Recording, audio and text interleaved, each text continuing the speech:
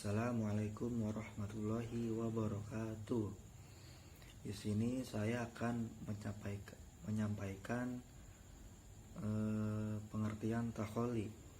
Takholi yaitu penyucian diri dari sifat-sifat tercela, dari maksiat lahir maupun batin.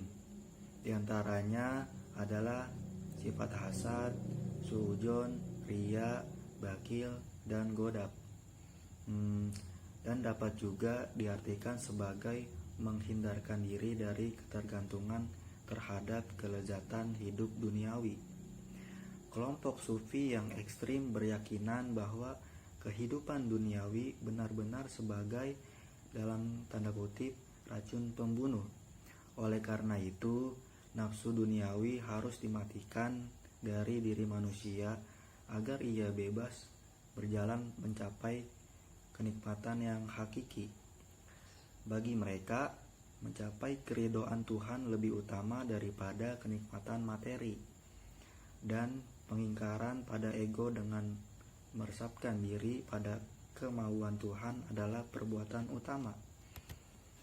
Tahapan untuk mencapai takholi adalah sebagai berikut, dengan cara menghapus perbuatan tercela dan dalam mencapai Asmaul Husna, serta harus ada sifat menghayati, bertobat dengan cara istiqomah dan ikhlas. Pengertian tahali. Tahali yaitu menghiasi dan membiasakan diri dengan sikap perbuatan terpuji. Tahali juga dapat diartikan sebagai usaha untuk menghiasi diri dengan cara membiasakan diri bersikap dan berbuat baik, yaitu berusaha agar dalam setiap perilakunya itu selalu dalam ketentuan agama, baik itu kewajiban yang bersifat luar atau ketaatan lahir seperti sholat, puasa, zakat, dan haji, maupun kewajiban yang bersifat dari dalam, yaitu ketaatan batin seperti beriman, bersikap ikhlas, dan juga ridho terhadap ketentuan Allah Subhanahu wa Ta'ala. Serta tahali ini merupakan tahap pengisian jiwa yang telah dikosongkan. Adapun tahapan untuk mencapai tahali ini, tahapan untuk mencapai tahali bagi kita, yaitu tahalli nafsaka bi akhlaqil mahmudah, yang artinya isilah jiwamu dengan akhlak yang terpuji. Nah, cara bagi kita untuk mengisi jiwa kita dengan akhlak yang terpuji yaitu bisa kita lakukan dengan cara kita bisa lakukan dengan berzikir kepada Allah, beriktikaf, dan juga sholat sunat. Assalamualaikum warahmatullahi wabarakatuh. Saya Muhammad Rifki Mutawakil ingin menjelaskan pengertian tajalli. Tajalli yaitu terungkapnya nur goib untuk hati. Berikut contoh para tokoh. Menurut Mustafa Zahri, tajalli diartikan sebagai lenyap hijab dari sifat-sifat kemanusiaan, tersingkapnya nur yang selama itu goib, dan lenyapnya segala sesuatu ketika munculnya wajah Allah. Lalu selanjutnya ada menurut Al-Ghazali dalam kitab Al-Munqidh min Ad-Dalal.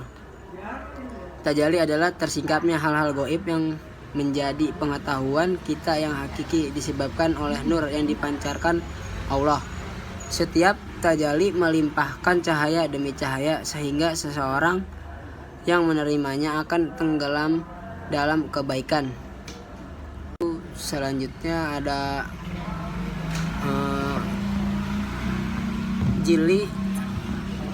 Al-Jili membagi tajalli menjadi 4 tingkatan, yaitu tajalli af'al, yaitu tajalli Allah pada perbuatan seseorang. Artinya segala aktivitasnya itu disertai kodratnya, dan ketika itu dia melihatnya. Yang kedua, tajalli asma, yaitu lenyapnya seseorang dari dirinya dan membahas dari genggaman sifat-sifat kebaruan dan lepasnya dari ikatan tubuh kasarnya. Yang ketiga ada tajalli sifat, yaitu menerima seorang hamba atas sifat-sifat ketuhanan. Artinya Tuhan mengambil tempat padanya tanpa huzul zatnya. Yang terakhir ada tajalli zat, yaitu apabila Allah menghendaki adanya tajalli atas hambanya dan memfanakan dirinya, maka bertempat padanya karunia ketuhanan yang terakhir yaitu ada tajalli zat, yaitu apabila Allah menghendaki adanya tajalli atas hambanya yang memfanakan dirinya, maka bertempat padanya karunia ketuhanan yang bisa berupa sifat dan bisa pula berupa zat. Disitulah terjadi ketunggalan yang sempurna. Begitu penjelasan dari saya, kurang lebih mohon maaf. Wassalamualaikum warahmatullahi wabarakatuh. Menyampaikan tahapan untuk mencapai tajalli. Tahapan untuk mencapai tajalli adalah maksudnya Allah jelas dalam zahir kehidupan jiwa dalam kaitannya dengan tajalli. Abdul Karim Qutbuddin bin Ibrahim Al-Jili sebagaimana dikutip oleh Muhammad Al-Fatih bahwa proses tajalli adalah melalui 3 tahap tanazul, yaitu ahadiyah, huwiyah, dan amiyah. Pada tahap ahadiyah, Tuhan dalam keabsolutannya baru keluar dari al-ama atau kabut kegelapan tanpa nama dan sifat. Pada tahap huwiyah, nama dan sifat Tuhan tidak muncul, tetapi masih dalam bentuk potensi. Pada tahap amiyah, Tuhan menampakkan diri dengan nama-nama dan sifat-sifatnya kepada makhluknya.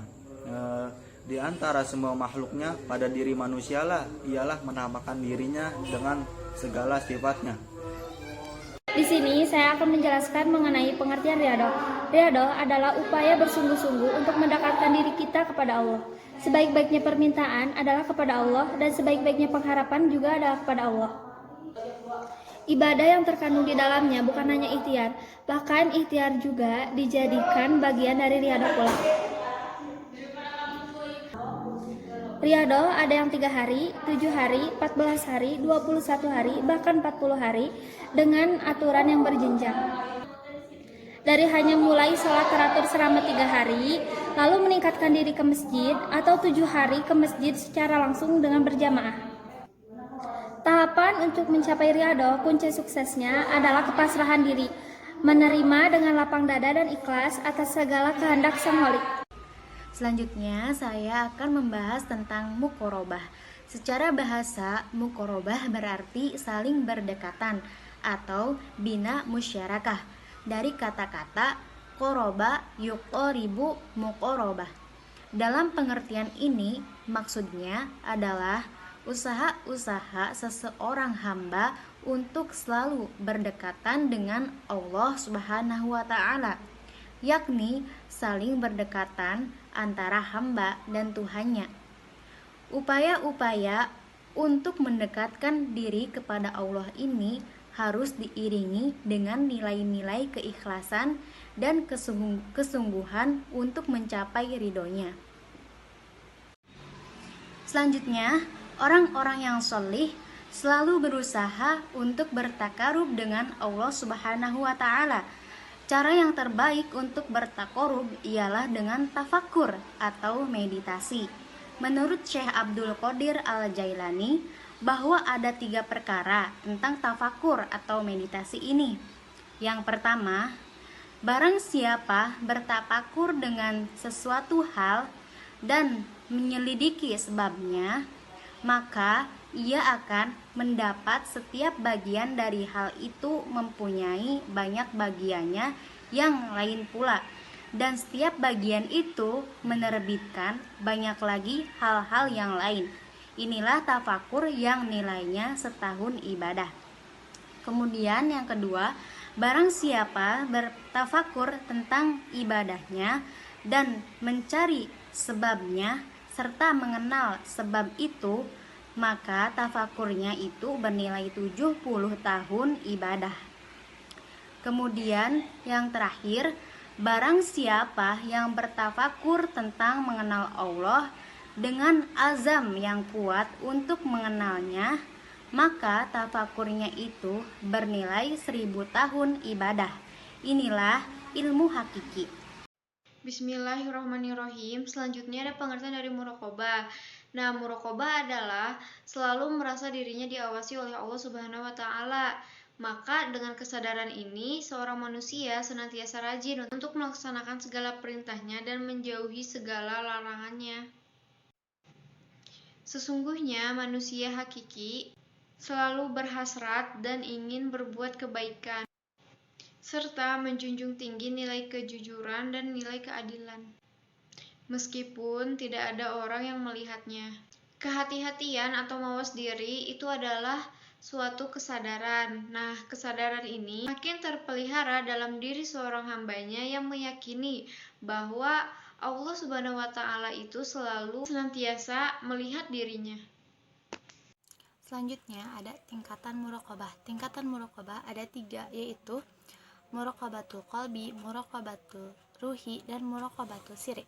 Yang pertama, muraqabatul qalbi, yaitu kalbunya atau hatinya selalu waspada dan selalu diperingatkan agar tidak keluar dari kebersamaannya dengan Allah. Yang kedua, muraqabatul ruhi, yaitu kewaspadaan dan peringatan terhadap ruh agar selalu dalam pengawasan dan pengintaian Allah. Yang ketiga, muraqabatus siri, yaitu kewaspadaan dan peringatan terhadap sihir agar selalu meningkatkan amal ibadahnya dan memperbaiki perilakunya.